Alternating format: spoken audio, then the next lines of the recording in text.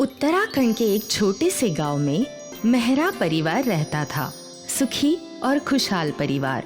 मेहरा जी के 2 बेटे थे, प्रदीप और संदीप। दोनों कॉलेज जाया करते थे। ये लो, तुम दोनों तुम्हारे कॉलेज की फीस। और राशन का खर्च? वो भी दे रहा हूँ भाग्यवान। शुक्रिया। अब बस एक बार दोनों लड़कों को नौकरी मिल जाए तो मैं बस आराम करूँगा। हाँ बाबा, जब मैं फौज में सिपाही बन जाऊंगा तो आप आराम करना। आराम भी करूंगा और सबको ठाठ से बोलूंगा कि मेरा बेटा फौजी है। बिल्कुल। संदीप, तुझे क्या बनना है? मेरी ऐसी कोई खास इच्छा नहीं है बाबा, बस ढंग की नौकरी करूं और अपने परिवार के साथ हंसी खुशी रहूं बस। बढ़िया है। वैसे भी अगर ये बॉर्डर पे रहेगा तो कोई तो चाहिए परिवार को संभालने के लिए। अगर आप सबकी बातचीत खत्म हो गई हो तो खाना लग गया है, आइए और खाना खा लीजिए। हाँ हाँ। संजीव के दोनों बेटे अभी बस अपनी जिंदगी की नींव रखने ही वाले थे। उनके आंखों में सपने थे। उनके सारे सपने टूट गए जब उनके घर संजीव की लाश आई। संजीव एक एक्सीडेंट में मारा गया था। अब हमारा क्या होगा? हे भगवान, ये तूने क्या किया? बाबा, बाबा, मेरा बेटा।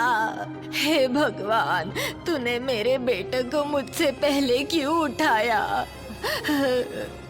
मेहरा परिवार का करता धरता ही नहीं रहा। अब सब कुछ बिखर चुका था। संजीव के चले जाने से शांति को गहरा सदमा लगा था और उसकी तबीयत खराब हो गई थी। शांति के इलाज में काफी पैसे खर्च हो गए और मेहरा परिवार की सारी बचत खत्म हो गई। अब हमें ही कुछ करना होगा, लेकिन हम क्या कर सकते हैं? यहाँ गांव में हमारे लिए कोई काम भी नहीं है जिससे हम पैसे कमाएं। हमें शहर जाना चाहिए, लेकिन माँ का कौन ख्याल रखेगा? मैं ख्याल रखूंगी। पर दादी, आप ये सब कैसे संभालोगी? मैंने भी अपने बच्चों को पाला है। तुम्हारे बचपन में तुम्हें भी मैं ही संभालती थी। अब तुम्हारी माँ बीमार है, वो भी मेरी बेटी की तरह है। क्या मैं उसे नहीं संभाल पाऊंगी? प्रदीप, दादी सही कह रही हैं। वो यहाँ गांव में माँ का ख्याल रखेंगी और हम दोनों शहर जाकर पैसा कमाएंगे जिससे माँ का इलाज हो पाएगा। ठीक है भैया। अगले ही दिन संदीप और प्रदीप दोनों ही दिल्ली के लिए निकल गए। यहाँ दिल्ली शहर से 10 किलोमीटर दूर उन दोनों को एक कमरा किराए पर मिला। मैंने स्कूल में एक वॉचमैन की जॉब देखी है।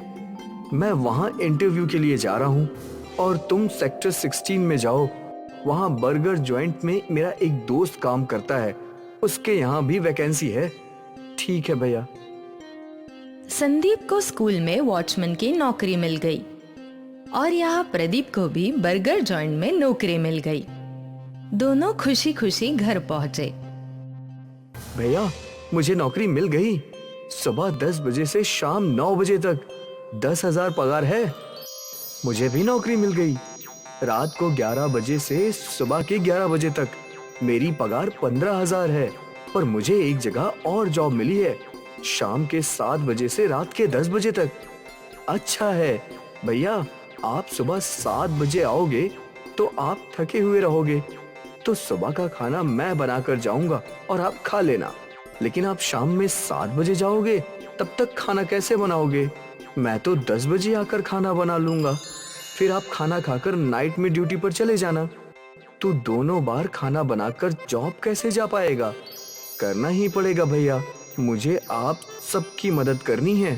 ठीक है। अगली सुबह प्रदीप ने खाना बनाया और अपना टिफिन पैक करके निकल गया।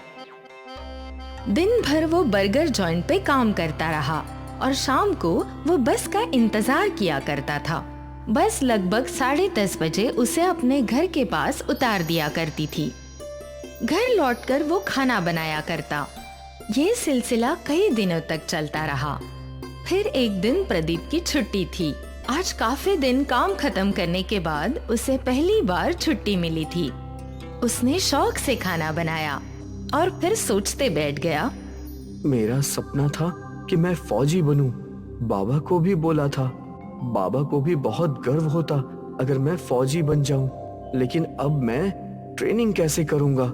गांव में था तो रोज दौड़ा करता था, अब दौड़ने का समय ही नहीं है। तभी प्रदीप को बस की याद आई। क्यों ना मैं रोज बस पकड़ने के बदले दौड़ कर जाऊं? मैं जल्दी घर भी पहुंच जाऊंगा और मेरी ट्रेनिंग भी जारी रहेगी। हाँ, इसे बोलते हैं एक तीर से दो शिकार। प्रदीप ये सोचकर ही खुश था। उस दिन उसने अपने माँ से फोन पर बात की थी। माँ, मैं फौजी जरूर बनूंगा। पर कैसे? अपनी मेहनत से। भगवान तुझे सफलता दे। और अगले ही दिन से शुरू हो गई प्रदीप की ट्रेनिंग। वो रोज की तरह खाना बनाकर काम पर चला गया। वहाँ दिन भर उसने काम किया और रात में दौड़ता हुआ घर लौटने लगा। पहले दिन उसे बहुत थकान हो रही थी। वो बार बार हाँफ रहा था। तू कर सकता है प्रदीप, तुझे फौज में जाना है। अपने आप को मोटिवेट करके प्रदीप ने आखिर 10 किलोमीटर की दौड़ लगा ही दी। कुछ दिनों बाद वो बिना थके 10 किलोमीटर की दौड़ लगाने लगा। प्रदीप बहुत खुश था। अचानक एक दिन वो दौड़ रहा था और उसके बगल में एक कार आई। कार वाले ने वीडियो रिकॉर्ड करना शुरू किया और प्रदीप को आवाज लगाई। प्रदीप उससे दौड़ते दौड़ते बात करने लगा। अरे बेटा, क्यों दौड़ रहे हो? घर जा रहा हूँ। नाम क्या है तुम्हारा? प्रदीप मेहरा। कहाँ के हो?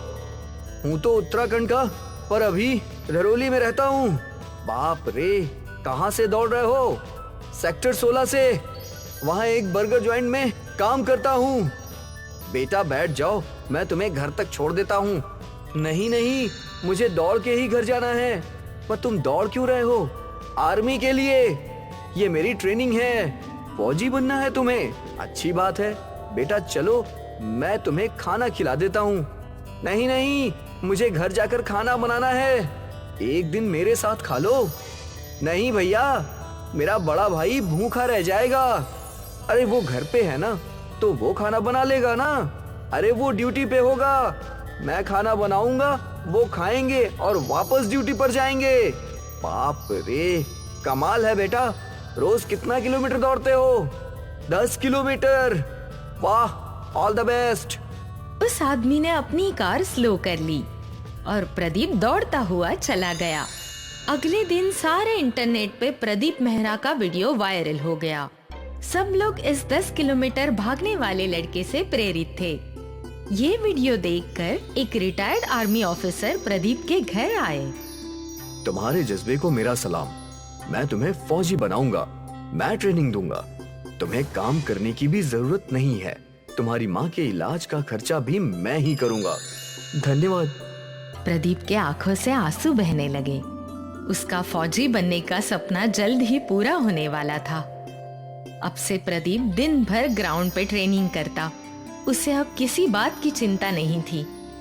यहाँ गांव में उसकी माँ बिल्कुल ठीक हो गई थी और वहाँ प्रदीप बेफिक्र होकर ट्रेनिंग कर रहा था।